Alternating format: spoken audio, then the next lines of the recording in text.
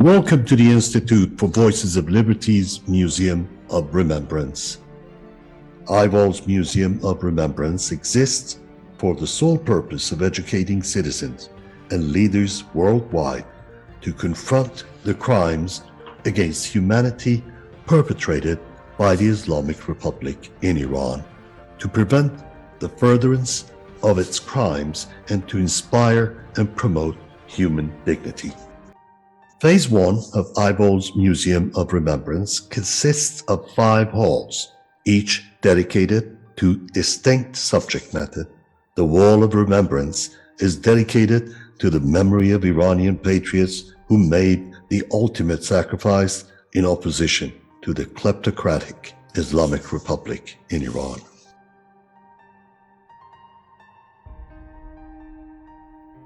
The museum Wall of Names is a partial memorial to the victims of the Islamic Republic's 4 decades-long reign of terror.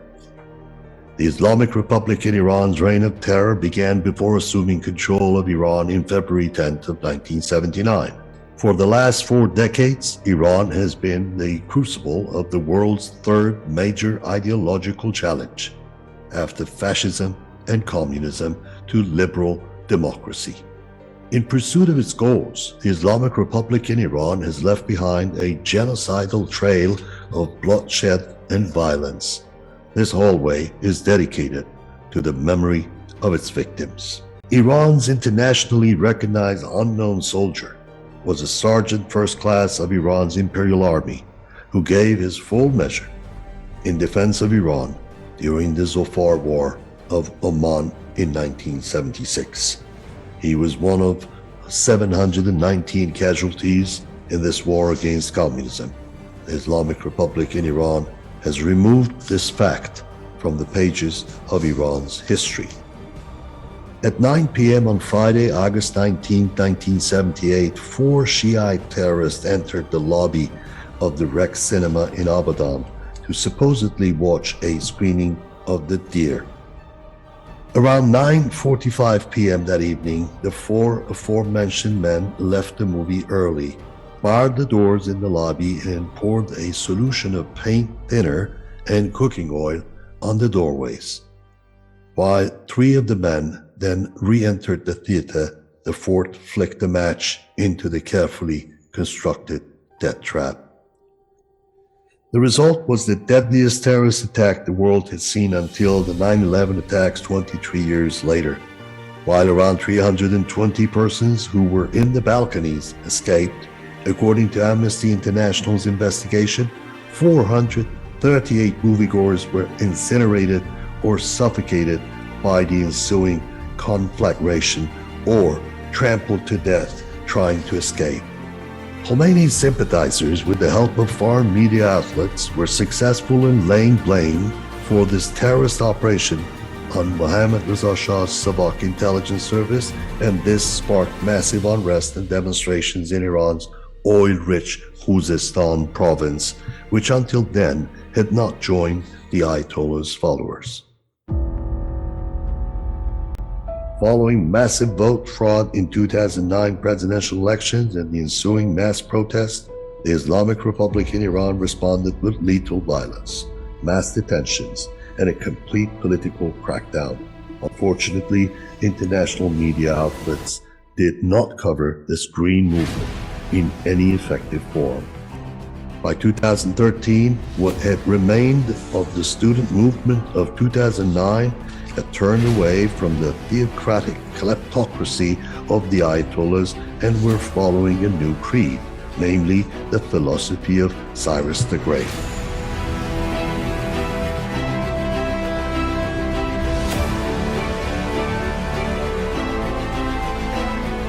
Gouya Bakhtiari was shot in the head and back by an RGC commander on the evening of November 16, 2019, during a peaceful protest in Karaj. In one of his last videos posted to social media, he proudly proclaimed, "I am also somebody's son." Navid Afghari, an Olympic wrestling champion, was executed in Shiraz on trumped-up murder charges on September 12, 2020. This was the first instance that the Islamic Republic in Iran faced an international political and media backlash following one of its unjust executions. Neda Agha Sultan was shot in the head by a Basiji militia sniper on the afternoon of June 20, 2009. She had only gone into the streets to witness the protest in person. She had not even voted in the fraud-ridden elections.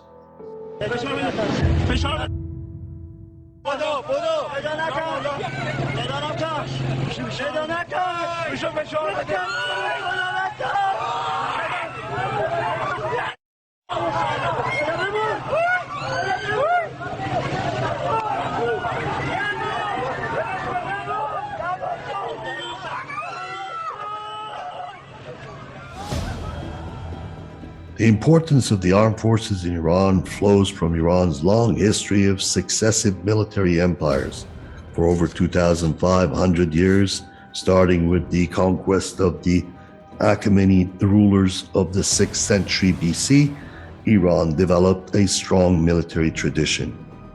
During the 1970s, Imperial Iran developed one of the most impressive military forces in the Middle East, and it used those forces to assume a security role in the Persian Gulf after the British military withdrawal in 1971.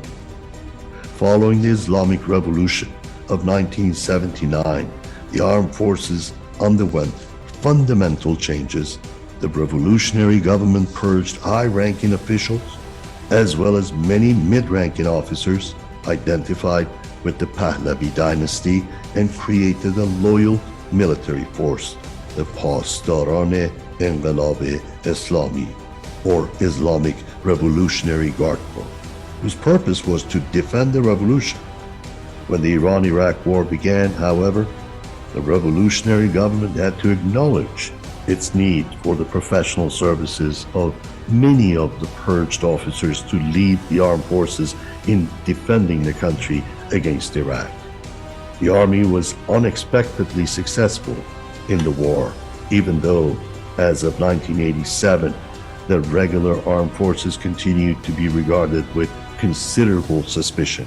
Lieutenant General Nader Janbani played a crucial role in the Imperial Iranian Air Force during the 1960s and 1970s by helping to create an effective air force.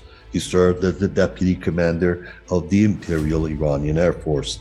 As such, he worked hard to inculcate world-class air-to-air combat skills among the Iranian fighter pilots. On improving the pilots' abilities would prove crucial to the Iranian Air Force in the later Iran-Iraq War. General Janbani was arrested in his office at the Air Force headquarters at Doshantepe.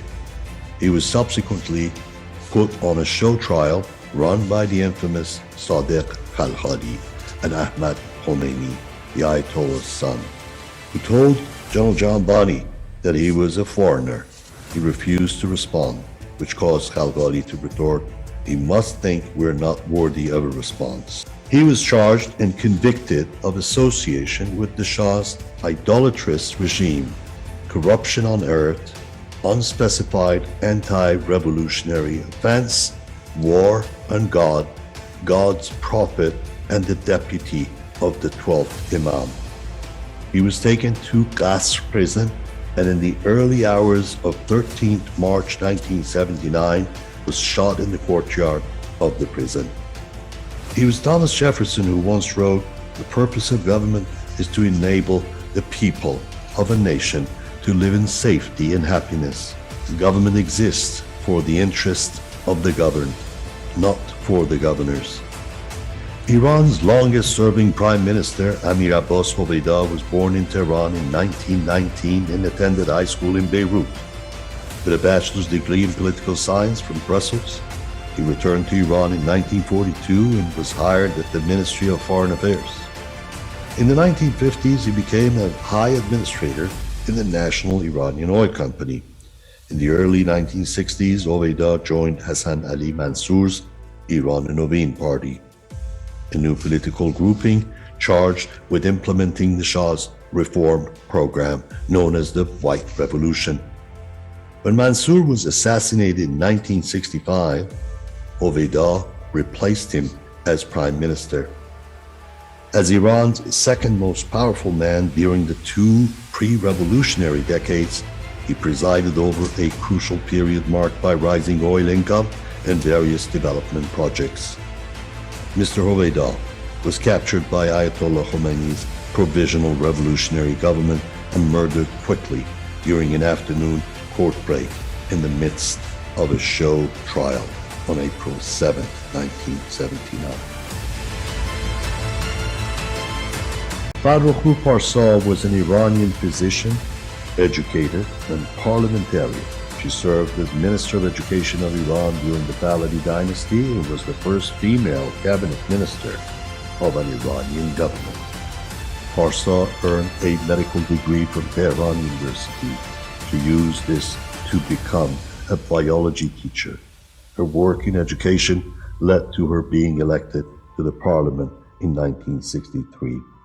2 years later, Parsa was appointed Deputy Minister of Education, and in 1968 she became Minister of Education in Hoveyda government.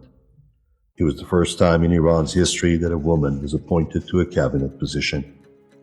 Following the Iranian Revolution in 1979, many of the rights that Parsa and others had fought so hard for were abolished, and any laws that breached Sharia law were revoked. Ayatollah Khalkhali believed that all political participation by women was tantamount to prostitution, for which Parsa was eventually charged. On the 8th of May 1980, she was executed by firing squad. Abbas Ali Khalatbari was a career diplomat who was among the significant diplomats who shaped the foreign relations of Iran during the Pahlavi dynasty. Abbas Ali Khalatbari was appointed foreign minister in 1971, replacing Ardashir Zahedi in the post. He served in this post under both Prime Minister Hoveyda and Jamshid Amuzegar. Following the 1979 Islamic Revolution, Khalatbari was arrested and sentenced to death during a show trial on charges of corruption on earth, membership of the former regime, being a minister of the former government, being a Savak agent, being member of a government delegation acting against the interest of the nation, and pursuing nuclear power, among other charges. He and 10 other officials, including former Agricultural Minister Mansour Rouhani, were executed by the revolutionary courts of the Islamic Republic in Iran, in Tehran, on April 11, 1979. When Westerners think of Iran today, images of women wearing chadors, American flag burning, and militant crowds shouting religious slogans often come to mind. But those who have memories of Tehran in the 1960s and 1970s paint a very different portrait of Iranian life. Before the 1979 Islamic Revolution, the country's capital was a cultural vanguard. The New York Times wrote, "Until the revolution, Iran was among the most cultured, cosmopolitan countries in the region. It had a progressive movement in the art and literature and a sophisticated film and television industry. Its education system welcomed both women and men, and jet-setting Tehrani urbanites headed to mid-century modern ski chalets in the Alborz Mountains. Iran's currency was one of the 6 currencies used as a standard in the international markets, and Iran's manufacturing was on pace to overtake Japan's manufacturing output by 1982. During the 5 years leading up to the 1979 Islamic Revolution, Iran's economy had achieved 40% year-over-year growth, becoming the world's 5th strongest economic power. Although rising oil prices contributed to this growth, non-fossil fuel exports and foreign investment had become the major driving forces of Iran's economic boom.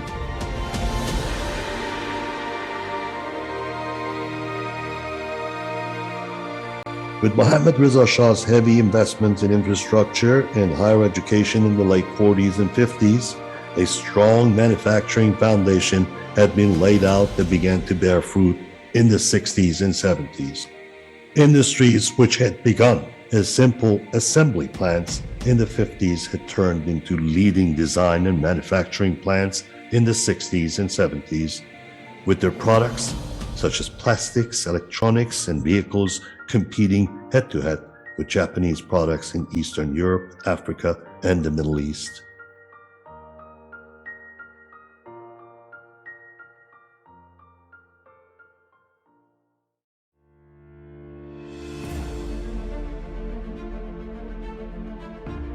Iranian culture, because of its geographical location as the center point where East meets West, is a historical melting pot of both cultures.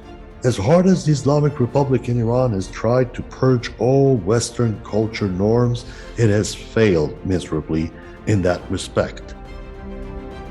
This failure can best be described as Islam's second cultural defeat. Iran is the only nation that did not adopt the Arabic language after the Islamic invasion 1400 years ago. Persian art, also referred to as Iranian art, is an art form made up of many mediums that include painting, pottery, sculpture, metalworking, calligraphy, weaving, and architecture. As the historic region of Persia developed, the art movement received multiple influences from neighboring countries, which signified the style seen in the artworks created, with the earliest influence dating back to approximately 550 years BC. Persian art exists as one of the richest art heritages in the world. Modern Iranian art before the Islamic Revolution encompassed many forms of performing arts. These performing arts are now used merely as tools of propaganda by the Islamic Republic in Iran. The differences are starkly visible.